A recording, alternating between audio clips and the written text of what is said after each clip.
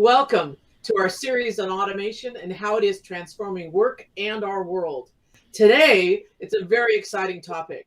We are talking about humanity and technology, specifically how to create technology that is good for people, that actually works to positively transform the way that we work and the way that we live, and why security and trust are so critical to that positive future.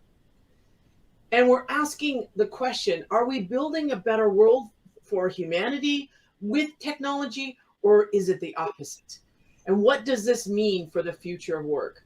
Today, I am joined by the amazing Carlos Morea. He is a phenomenal individual, and we've been connected for a very long time.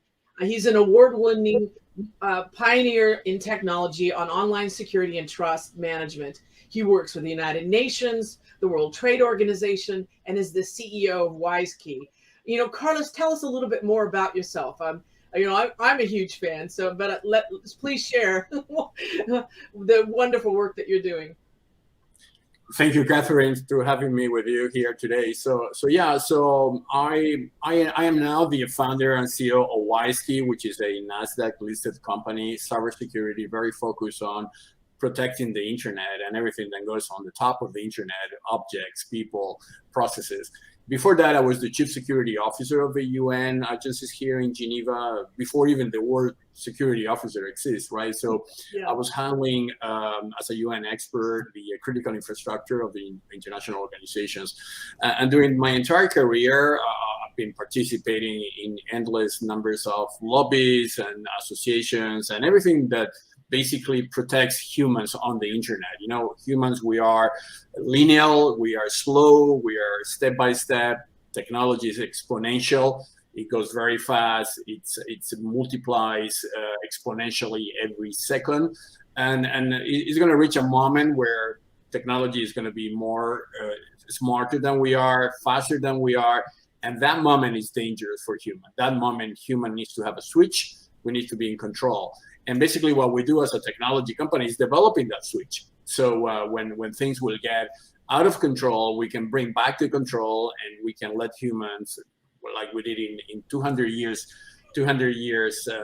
history, is to be in control of everything around us and not the other way around. So that's my background. That's awesome.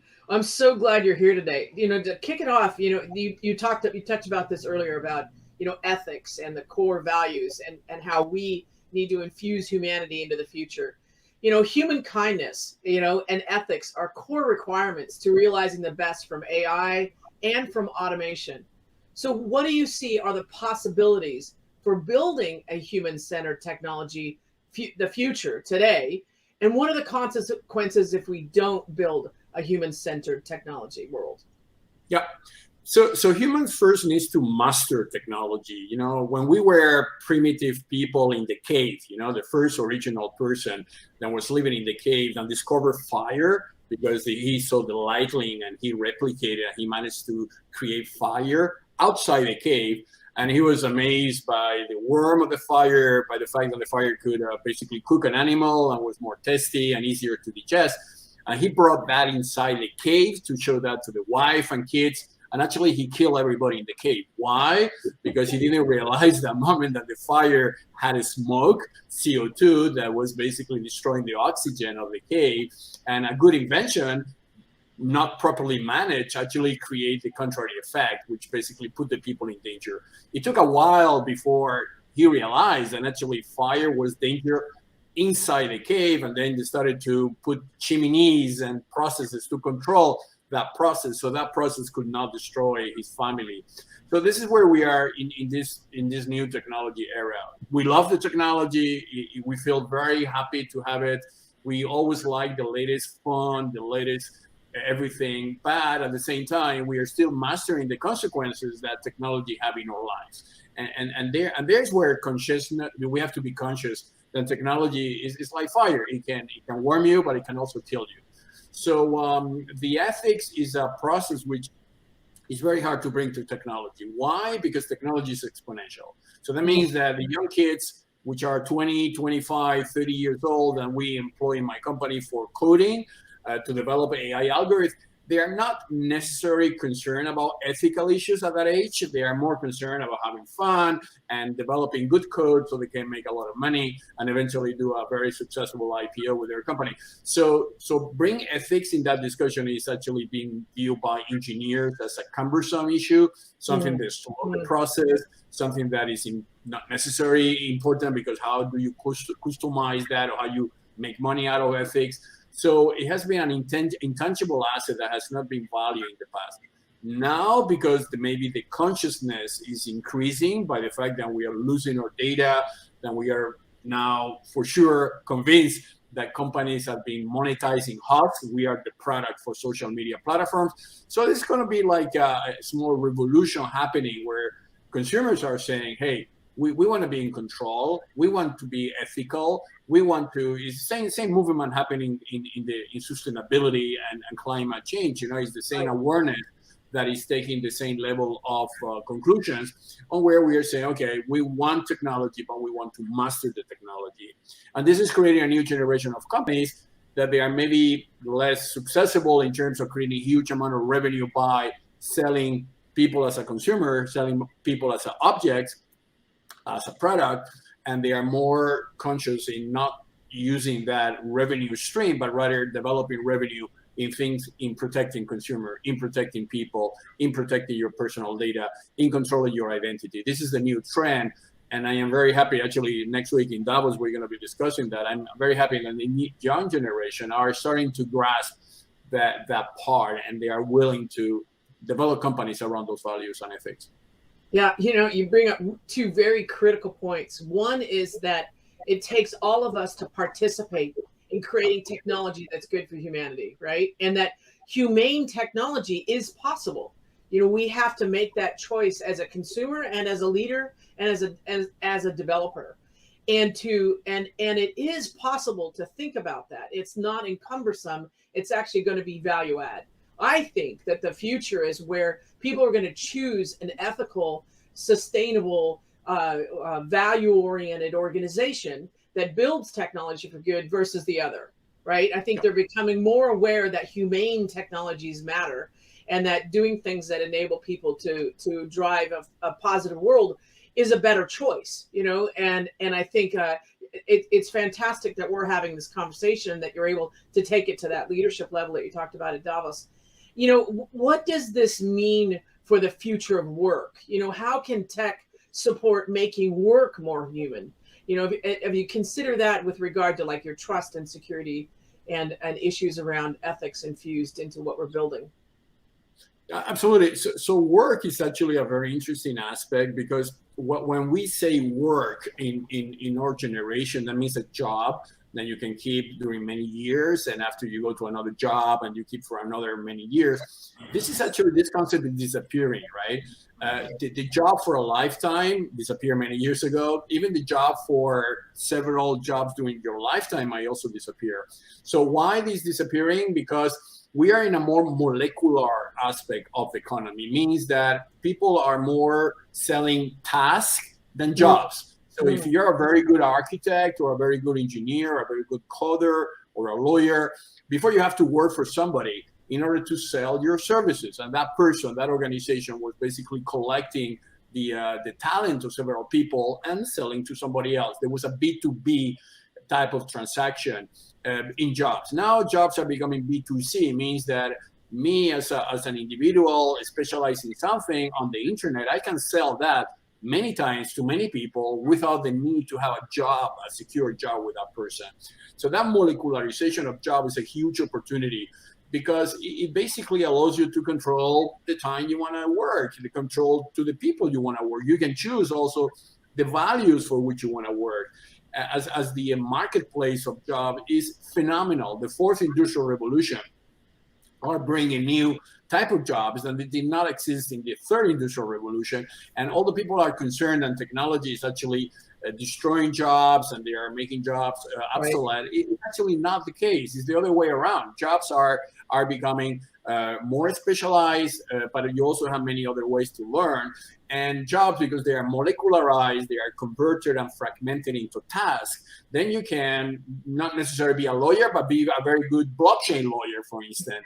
You can move from being a financial expert to be cryptocurrency expert. So you can deep dive in what before we call generic jobs into a specialized job and sell that endlessly through the internet. So it's a big opportunity. I think jobs is going to be, together with health, the first sectors that they're going to benefit from this global automation process that is happening in front of our eyes. Yeah, I completely agree in the sense that we need to enable the automation and technology to make work more holistically benefit for people, right? Make it more interesting, make it allow people to move to doing more creativity and still maintain that productivity, so organizations can, delegate mundane jobs to automated to bots, so that the human digital worker collaboration is better for humanity, right? And I see that within corporations, they need that capacity to solve these larger problems, the economic challenges that they're facing, or climate change impacts, or needing to restructure their supply chain. The ability to use technology to create the capacity to work on those, where you have people who do their best, right? Solving problems, being able to meet these global challenges. It kind of begs another question with regard to leadership, right? So CIOs and IT leaders are really focused on delivering outcomes, ensuring that security against cyber attacks and reducing data leaks.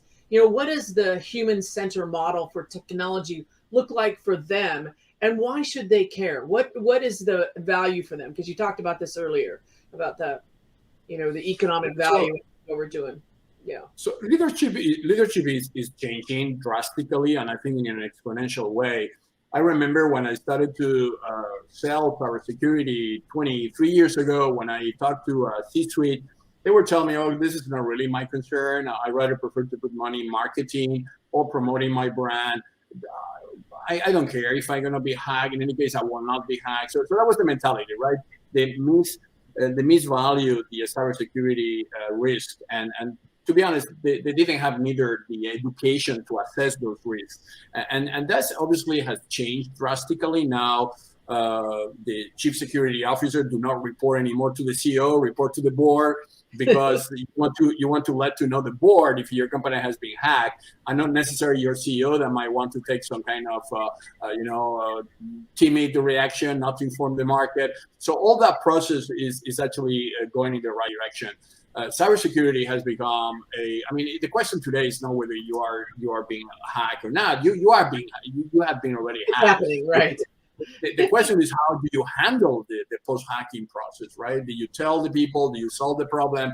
Do you alert your staff, your consumer? So that responsibility of the C-suite management is actually happening now. I think another thing is happening in the leadership is that listed companies is all about your quarter financial results. And this has been driven by Wall Street and tells you, okay, you have to perform, otherwise your stock goes down. Now, obviously, this should be the focus, right? Because we are in a capitalistic model. You have to make revenue and profit. But there are other things that they come into consideration of leadership. And the concept that companies are going to be judged not only by the money they make, but also by the good they make to the society. It's something that is being baked into the success story. So that means that you are now, and you can see that in Davos, and you can see that in many other forums, where companies are now being asked questions about what is your, sustainability policy. How are you handling, issues like climate change? Is your product contributing to global warming? So those things were not necessary questions that you need to answer before. Now you do need to answer those questions, because the consumers are asking you to provide a level of reassurance before they buy your product, and the consumer is the king in that relation. So the leadership in our days is more complex than it was before. I think it's more rich as well. Involves the person that is a leader to be an exemplar. I always say the leader is the best servant, because you need to know how to serve before you need to lead. So therefore, you need to be always very aware that your customers and the society and the world is actually putting responsibility in your shoulders, that you as a leader, you need to know how to deliver that. So so that will be the leaders of the future. I think we are going to be seeing a different type of leaders than we had in previous generations, which are going to be more holistic problem solvers than they were a few years ago or a few decades before. Yeah, and I think that the ability, like you're talking about, this new rise of leadership that's more holistic, right? And you know, to do that, what needs to change? You know, what needs to change to return these human values to tech? So you need to, first of all, you need to be able to value them. You know, I always say to auditors, you know, I mean, you're coming to the company to audit my financial results every quarter. That's great. But what about if you audit other things? Did you audit my cybersecurity? Cybersecurity should be audited to be sure that your company has not had any issues. And you should be able to provide an index of companies and they are secure.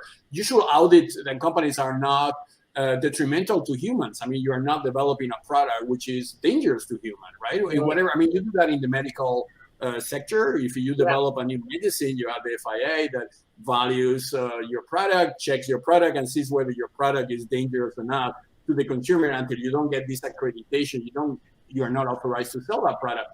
That doesn't happen on the internet. You can develop an app that is basically destroying young kids, and that app will go to the market and with millions of dollars of marketing become viral before people realize that it's dangerous. So we have to bring that kind of check and balances to technology to ensure that technologies that they are made available to consumers are not detrimental to their health and mental health, their physical health.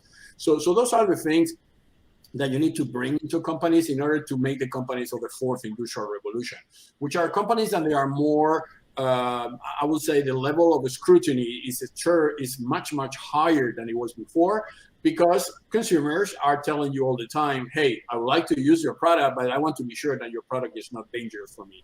And the word dangerous now is actually important because artificial intelligence is progressing amazingly. Google just announced yesterday, I think, that they have reached general artificial intelligence, so a computer more intelligent than a person, where we're going to have the combination between biology and technology into the human body enhancements. So we are in a critical era where danger technologies can actually destroy humanity in general, right? So that level of scrutiny, responsibility, and audit needs to happen in order to ensure that the fourth industrial revolution that is not the last revolution for the humankind. For the humankind, and we don't get involved out of.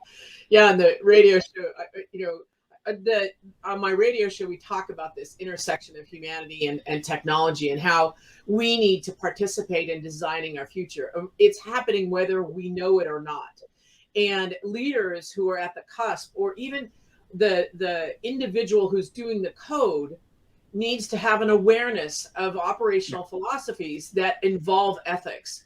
And it doesn't mean that you have to over encumber yourself. You just need to have some simple guiding principles that enable the developers to understand the impact of what it is, or the leaders to understand how that might impact where we're going. I listened to a talk a couple of months ago around, could we teach ethics to AI?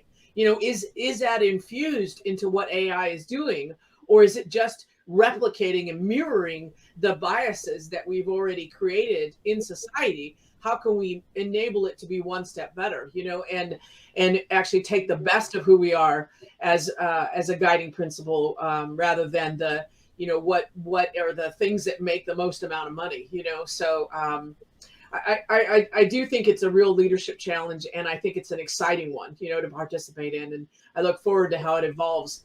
And when the discussion around this in terms of how it works and what can we do and how do we participate if it's already, the genie's already out of the box.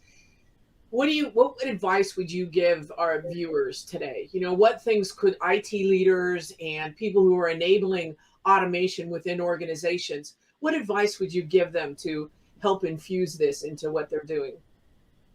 So there are two level of advice depending to the audience. So I think the first level is that we need to change the business model, because if you don't change the business model, companies are going to continue doing the same thing because they are making money by doing that thing, which is to convert humans into products. Social media, we are the product of social media. That's why it's free, right? Because they sell our data. So while we are a product and while people are making billions of dollars being a product, then we're going to be a product. I mean, there's absolutely no motivation whatsoever to move away from that very addictive business model, which is to sell data of people, is to sell your digital identity. Imagine on the metaverse, the potentiality of that, where while in the metaverse, your digital avatar is going to have more value than even your physical person, because that avatar is going to go around the metaverse, meet people, access events, trade, do presentations like the one we are doing. So your avatar is going to be very valuable, but the data on that avatar and the interaction should belong to you as an individual, not to the platform, not somebody that is converting you into a product. So that business model needs to be modified. And this is like happening in other industry, like the tobacco industry in the past, where people realized that the smoking was dangerous.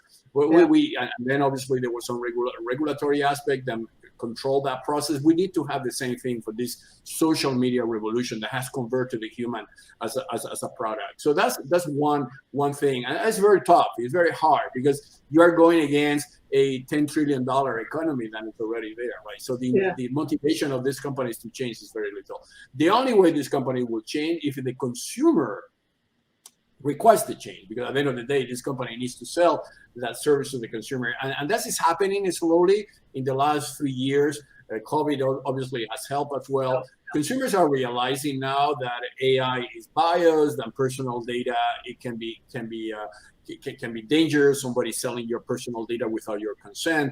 That other technologies are there that protects that, like blockchain and decentralized ledgers are a new way of creating peer-to-peer interactions without the need to bring that into a centralized database, which is what allows the companies to sell you when they are in their database.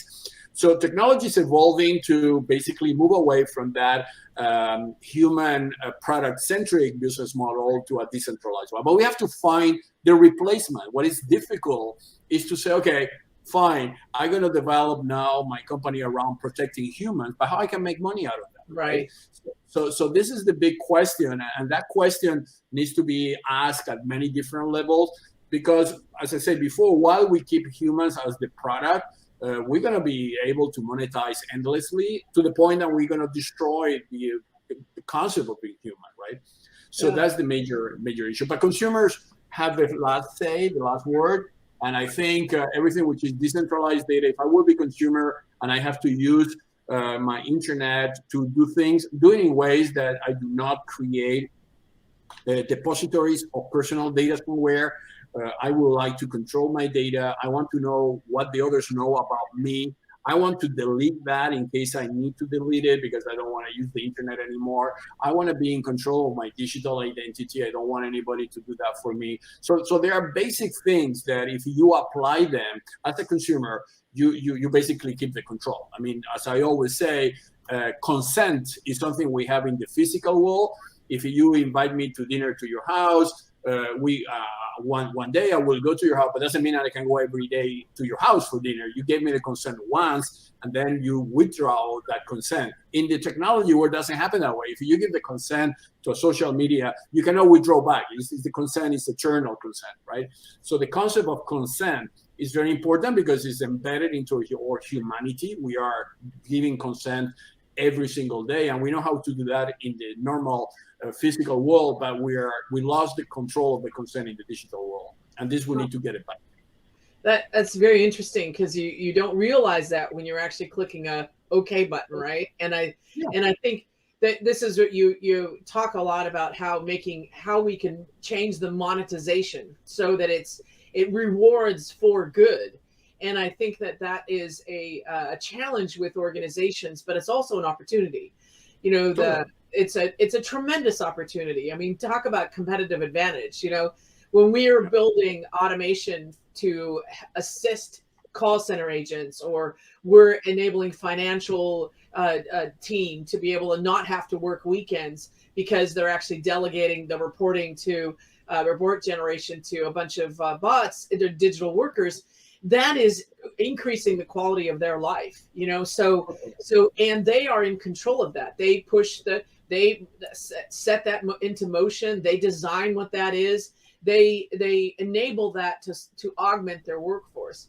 And I think that they're seeing tremendous value in terms of the great staffing challenges that we're having now. The ability to make work better for people.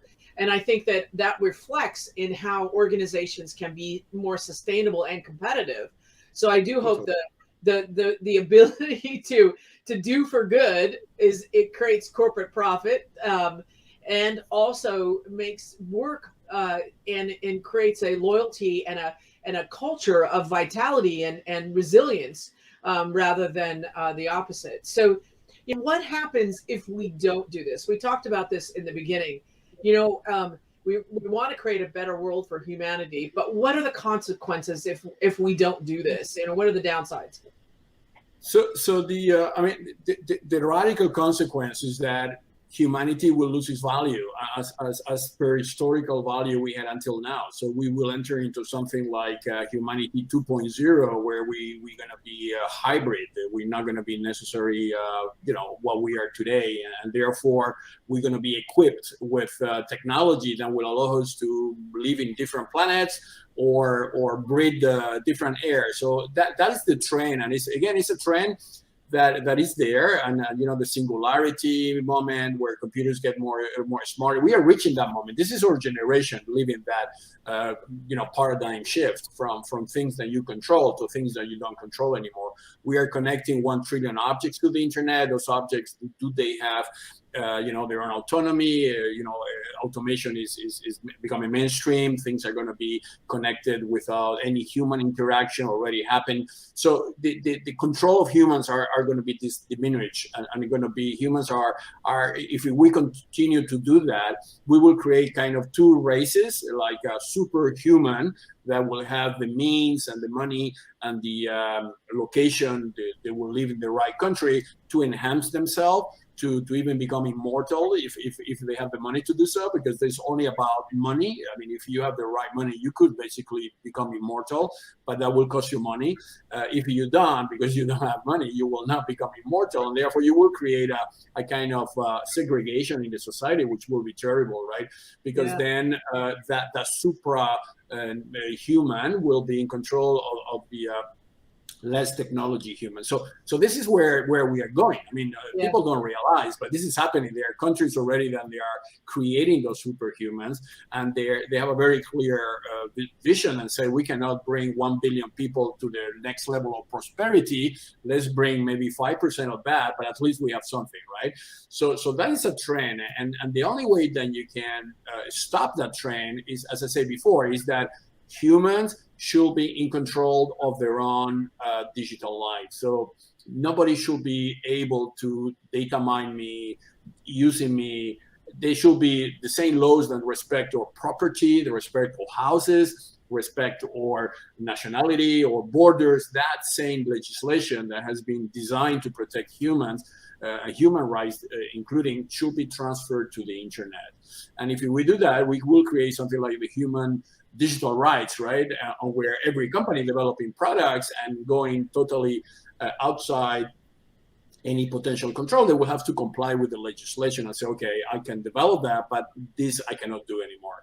Yeah. And there's where I don't know who is going to win the battle, to be honest, because more we advance into this, more we realize that technologies are exponential and nobody has the switch. As it is happening already with AI. I mean, AI could be very dangerous very soon, because AI can now program AI. So the bias is not anymore into a person programming the wrong AI algorithm, but it's actually an existing AI algorithm programming another algorithm, right? Or where humans are not even more involved. So we are very similar to where we were in the Renaissance. At that time, Leonardo da Vinci, 500 years ago, we had a convergence of technology, architecture, mathematics, geography, art converge, and they create a new society.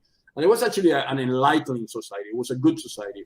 We are in that process now, but that process needs to be controlled, because the society that will be created now could become detrimental for humans if we don't put the right check and balances. Yeah, I like the duality, right? The wisdom is the ability to hold two truths at one time. And we have this truth of great enhancements that we can help enable, like you talked about, healthcare. You know, how can we actually serve people better by using technology and AI and remote monitoring and the data capture and all the things that we can do to help make better healthcare. But on the same side, you have the security risks, you have the disinformation. There's a lot of risk associated with that, and so you hold those two truths at one time. And I think that the issue is choose the better truth, and that's where the diversity of intelligence, or the ability for us as a collective to allow the 2.0 human is actually better, conscious, more intelligent and considerate in what it's doing, and more thoughtful, but also diverse, allows for that diversity of thought and the diversity of being to actually move forward, right? Because it's not one philosophy, it's a collective. And I think it's a tremendous opportunity to actually design how we can help humanity while still realizing the challenges that we're facing, But for that, we need to change again the perception between consumer and human. I mean, you could be a very sophisticated medical company that develops an amazing product for humans, right? And then you apply to that, and that's fine. But if that company sees that person as a product, as a consumer only, and they don't care about the humanity part, they will abuse. In the same way that we have abuse of elephants, because we saw elephant as a product. We didn't see the elephant, we only saw the ivory of the elephant, right? Because we wanted to sell the product. I mean, when we destroy an ecosystem, it's because we never see the value of that ecosystem beyond its commercial value, the consumer value. And that is when humans destroy an ecosystem. But the ecosystem is us now. The danger is that before we were the one destroying everything. We destroy forests because the wood, we destroy animals because their skin and their mouthfeel and things like that. But now technology is saying, okay, humans, you have been doing that all your history. I'm going to do that with you now. So we are in dangerous spaces now. We have something superior than we are that could convert us in the next elephants, the next whales, and that is very dangerous. That's very dangerous. So we have to use our intelligence to stop that. To stop that, yeah, exactly. And I think we're coming to the end of our time, and that it's a fascinating conversation, and it's great to be able to discuss and be aware of these things. Technology is enabling great outcomes, and being able to fast track vaccines, and being able to help provide greater caregiving for our elders. It can enable better care for our world, as well as the alternatives. So I think it's be aware of the consequences, don't create them, but also realize that there's a lot of advantages that we can in transforming work and other aspects. And I love the fact that you're going to Davos. So good luck with that. I mean, please carry a strong, positive message. Is there any last, remarks or anything that you would like to leave today with in closing our session, and for our audience to take forward for them? No, just to conclude, first of all, thanking you for the time, and conclude that all it happens, it has a very positive outcome. I think humans were managed to, fight against all the dangers we had in our history. Wars, atomic bombs, nuclear development, and we are still here. So I think we're going to use that wisdom that we have to master the fourth industrial revolution, so it doesn't become a revolution against humans, but for humans. And this is that's the positive message. Yeah, I love that. It'd be the ability for us to take this forward. We've been through this before. Right, we've epics of challenges like this, where we thought we're facing similar situations, and the new that we're facing, we have that wisdom within our own, and that's what makes humans very special, right? In our ability to actually address that and create that future. and solve these problems. So, Carlos, it's been a real honor. I love the human and technology and human and digital worker collaboration concept. And I think we're in this to make it good for people and create a better world. And I really want to thank you for being part of that. And it's been an honor to have you today. So everyone, I hope you got something out of this, that you have at least one item that you can take away, that you've been inspired or challenged, or you have an idea that you can execute on and start to implement, or you have a question or a conversation and you'd like to ask more. Please feel free to engage with us. We're available at Automation Anywhere. You can talk to one of our specialists about how to infuse automation for good in your organization. And also, Carlos has an amazing book called Transhuman Code that talks more about this. And also you can connect with him via Wisekey and keep in touch with his efforts associated with championing a better world and infusing technology for good. Thank you very much, everyone. Thank you, Catherine. Thank you very much. All the best. Thank you.